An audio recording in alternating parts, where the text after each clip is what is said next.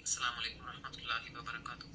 مفتی صاحب سے ایک سوال عرض ہے کہ اگر کوئی شخص نان مسلم تھا، بعد میں اس نے جو ہے وہ اسلام قبول کر لیا، تو اس کی پہلے شادی ہوئی ہو اور اس کے بچے بھی ہوں، تو جب وہ اسلام قبول کرے گا کیا اس کا وہی نکاح جو ہے وہ باقی رہے گا اس کے مذہب کے مطابق جیسا ہوا سو ہوا، یا اس کو جو ہے وہ ہماری شریعت کے مطابق نکاح کرنا ہوگا جب وہ مسلمان ہوگا، اور اس کے ختنہ نہیں ہوا تو کیا وہ بھی کرنا ضروری ہوگا؟ یہ اس بارے میں رہنمائی کیجیے، جزاک اللہ خیر۔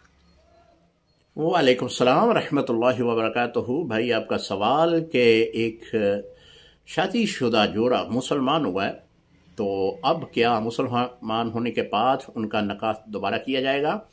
اگر اس کی سنتیں نہیں ہوئیں تو کیا وہ بھی کی جائیں گی؟ جی محترم، چونکہ اب وہ حضور علیہ الصلوۃ والسلام کی شریعت میں آ گیا ہے تو شریعت بدل چکی ہے۔ پہلے وہ عیسائی مذہب کی شریعت پہ تھا، اب چونکہ وہ مسلمان بن گیا ہے، شریعت محمدی اس پر لاگو ہوگی، تو اس کے لیے یہ ہے کہ وہ نکاح دوبارہ کرے گا، یعنی دونوں میاں بیوی پہلے مسلمان ہوں گے پھر ان کا دوبارہ نکاح کیا جائے گا۔ باقی رہی بات کہ سنتیں یعنی جو اس نے نہیں کی تو وہ کروانی ہوگی۔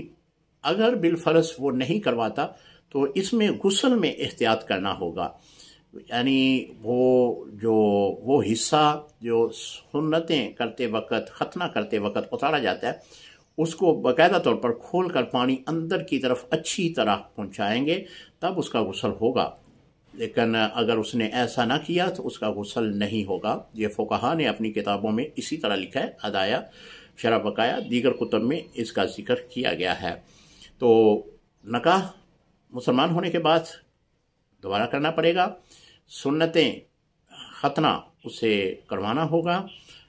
اللہ کریم سے دعا ہے کہ اللہ کریم جو بھی نو مسلم بھائی ہمارے پاس آتے ہیں اللہ ان کو استقامت عطا فرمائے۔ ہمارے پاس الحمدللہ سینکڑوں لوگ مسلمان ہوئے ہیں، ہو رہے ہیں، تو ہم باقاعدہ طور پر اگر شادی شدہ ہوتے ہیں تو ان کے ختنے کا بھی اہتمام کرتے ہیں اور ان کا نکاح بھی ہم کرتے ہیں۔ تو دعا ہے کہ خدا تعالیٰ اسلام کو غلبہ عطا فرمائے۔ السلام علیکم ورحمۃ اللہ وبرکاتہ۔